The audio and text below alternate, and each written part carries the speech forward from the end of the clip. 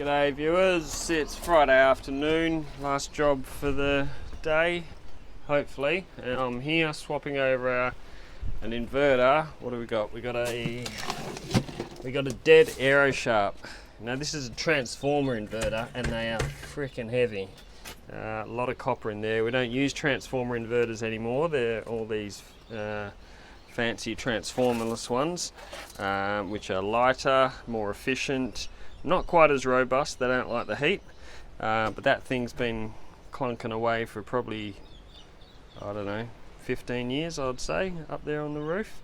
But what I've done here, I've just gone through my tests, making sure that the inverter is faulty by checking I've got DC voltage, I've got DC current, and I've got AC, and everything checks out just fine. But we have got one of these little suckers here, and people that have watched my other video would know what they're all about. So that's one in the wild that I've just taken off. We've got 7 amps running through it. It's a reasonable amount. I don't know if it's going to be enough for it to do what I want it to do, and that is to flash over when I try and turn it off. But we'll give it a go, and I've got my pliers ready to cut it if we need to. Let's have a look. Nah, bugger. Give it another crack. Oh, you can hear it, it wants to. No.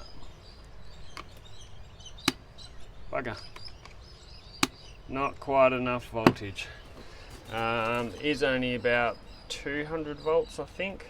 So really we need to get it up a bit higher. So the higher the voltage, the more it'll jump that air gap and flash over. The current's fine, 7 amps, that was enough, but it's the voltage that we need. I think there's only 5 panels up on the roof, so the voltage isn't quite there. I'll take you up on the roof, let's go and have a look. Because whenever I replace a solar inverter, I always check the solar panels first, make sure we're not throwing good money after bad. I have already been up here, I know they're good. I'll take you for a walk up here anyway. I'm in Wanneroo today. Scenic Drive, Wanneroo. Got the lake over there. It's freaking windy. This is actually where I grew up, about 2 kilometres that way.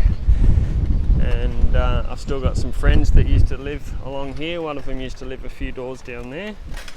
But anyway, enough about me. There's the solar panels. What do we got? 2, 4, 7. And they all look good. What I'm looking for is any burnt out cells and snail trails that we get. Snail trails are okay, but it just means that particular cell is dead. There's not even any of that. These all look really good.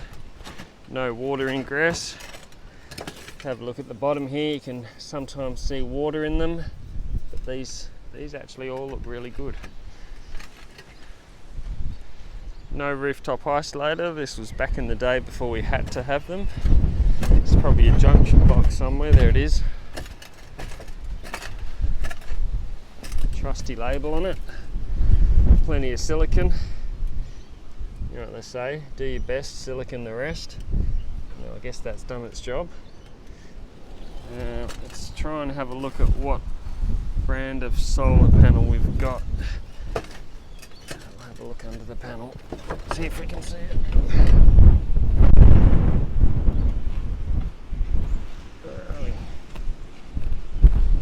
Canadian Solar, I think it says 220 watt.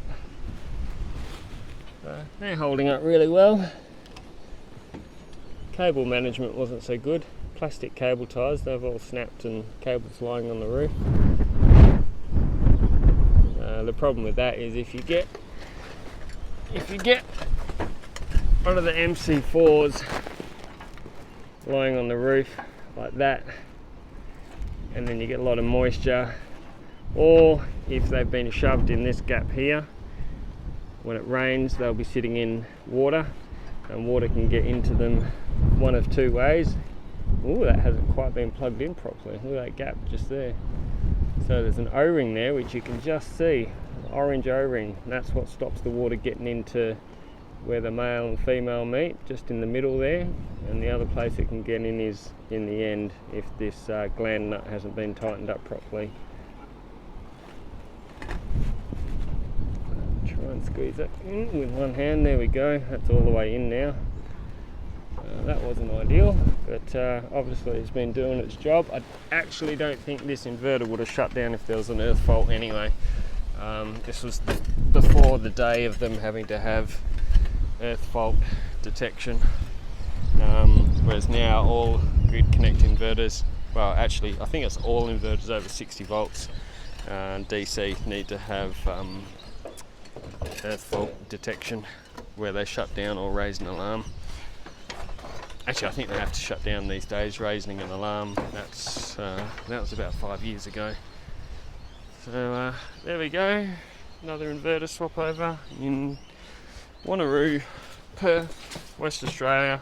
I'm putting a GoodWe inverter on there, 2 kilowatt, and that's got 10 years warranty on it.